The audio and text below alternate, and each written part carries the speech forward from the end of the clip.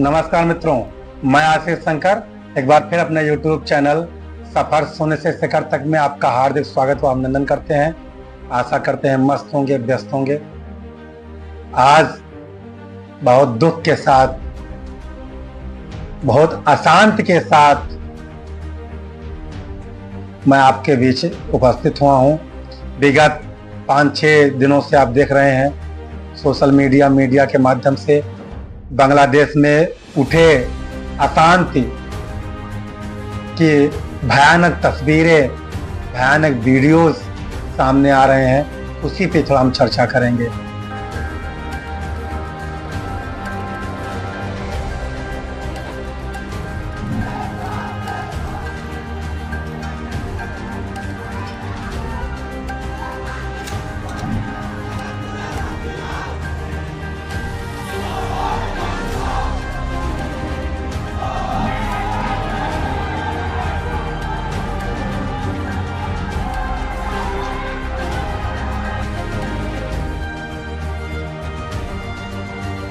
किससे मन की बात कहूं मैं, सुनने को तैयार कौन है। किसी कवि की बहुत अच्छी लाइनें थी। सन 1971 की बात है, जब शेख हसीना जी के पिताजी शेख मुजीबुर रहमान ने कुछ भाषाई विरोध, कुछ वैचारिक विरोध को देखते हुए पाकिस्तान से मुंहतोड़ जवाब लिया और उस जवाब में अपने देश को पाकिस्तान के चंगुल से आजाद कराया। एक अकेला शख्स निकला था। उनकी आजादी में वो स्थान उनका था जो भारत की आजादी में महात्मा गांधी का था। मेरे विचार से, आप लोग क्या विचार रखते हैं हमें नहीं कहते कि मैं सही हो सकता हूं, लेकिन ये मेरी विचारधारा है कि उन्होंने वो स्थान उनको मिलना चाहिए था। मिला भी। आज बांग्लादेश आजाद हुआ और उस आजादी का परिणाम क्या दिया बांग्लादेश के निवासियों ने, बांग्लादेश के वासियों ने, कि आजादी के 4 साल बाद ही अगस्त के महीने में, इसी अगस्त के महीने में 1975 में शेख मुजीबुर रहमान के साथ साथ उनके परिवार के साथ साथ 28 लोगों की निर्मम हत्या कर दी। ये कहो कि शुक्र है कि शेख हसीना जी अपनी बहन के साथ विदेश यात्रा पे थी तो ये बच गई। ये आजादी का परिणाम मिला। ये जिन्होंने बांग्लादेश के लिए अपनी जान को न्यौछावर करने के लिए तुले हुए थे, ये बांग्लादेश के लोगों ने इनको परिणाम दिया था, इनको उत्तर दिया था। उसके बाद होते करते कई सालों के बाद शेख हसीना जी वापस आती हैं, प्रयास करती हैं, पार्टी बनाती हैं और पार्टी पे अच्छा काम करती हैं। अच्छा काम का परिणाम हुआ कि बांग्लादेश की प्रधानमंत्री बनती हैं। 1 बार नहीं, 2 बार नहीं, तीसरी बार भी बन गई। करीब 15 साल से 10-15 साल से वो प्रधानमंत्री के पद पर कार्य कर रही थी। लेकिन जो जुलाई-जून से स्टार्ट हुई थी, एक डिसीजन जो उनका था, जो मुख्य रूप से बनाया जा रहा है मुद्दा, वो यही था कि 30% आरक्षण नौकरी में, जिन्होंने आजादी में जिनके परिवार शहीद हुए थे, उनके बच्चों को 30% नौकरी में आरक्षण देने का फैसला लिया था। चलिए ठीक है, उसका आपने विरोध किया। विरोध करने के बाद उन्होंने उसको वापस भी लेने का ऐलान कर दिया था, वापस भी ले लिया था। फिर जो बांग्लादेश में हुआ, क्या यह उचित था? क्या होने वाला था? इस बांग्लादेश की धरना प्रदर्शन, आगजनी, इससे सारे देशों को सीख लेनी चाहिए। क्या क्या किया गया। इन विद्यार्थी हो ही नहीं सकते थे जिन्होंने ये उपद्रवी थे। हालांकि बात उनकी बुरी सबको लगी जब शेख हसीना ने कहा कि जो धरना प्रदर्शन पे उपद्रव कर रहे हैं, उनकी बात सही थी, भाव सही थे, शब्द का उन्होंने अर्थ का अनर्थ लोगों ने लगाया। ये विद्यार्थी नहीं हो सकते थे जिससे आग भड़की थी। ये उपद्रवी, ये आतंकवादी, ये किसी संगठन के व्यक्ति हो सकते हैं, ये हमारे देश के विद्यार्थी नहीं हो सकते हैं। चाइना ने भी हाथ खेला, आईएसआई ने भी हाथ खेला, ऐसे तमाम संगठन विद्यार्थियों के कंधे पर बंदूक रख करके और जो कांड करवाया कि बांग्लादेश की नैतिकता का पतन हो गया। कल्पना कीजिए, गृह मंत्रालय को जला देना, पार्लियामेंट में तोड़फोड़ अग्नि करना, प्रधानमंत्री आवास में घुस जाना।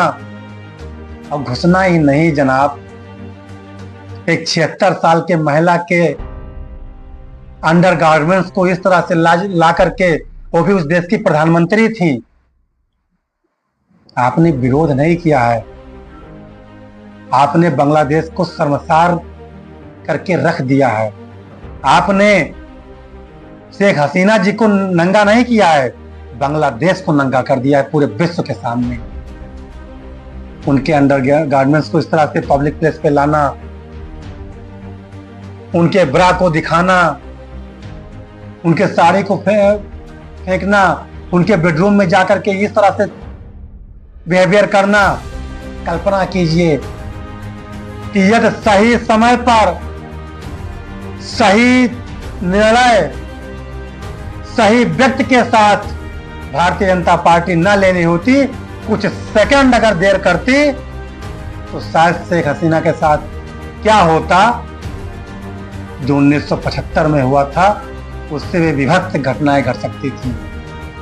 लेकिन भला हो मोदी सरकार का, भला हो भारतीय जनता पार्टी का, भला हो भारतीय सरकार का, जिन्होंने उचित समय पर और सुरक्षा के साथ जहां पूरा देश हाथ खड़ा कर दिया था, वहां भारत ने मित्रता का हाथ बढ़ाते हुए, संवेदना दिखाते हुए उनके जान माल की सुरक्षा की और प्रयास भी करते हुए कि हिंसा अपने स्थान पे है और किसी के साथ ये ऐसी घटनाएं करना गलत बात है। ये कदाप नहीं होना चाहिए, वो भी एक महिला के साथ। क्या दिक्कत थी भाई? वो अपने आप जबरदस्ती तो प्रधानमंत्री नहीं बन गई थी ना, वहां की जनता ने ही तो जिताया है, न जिताई जनता, क्या जरूरत थी? अगर आप उनको पसंद नहीं कर रहे थे, मत जिताते। लोकतांत्रिक देश है, प्रजातंत्र नहीं है।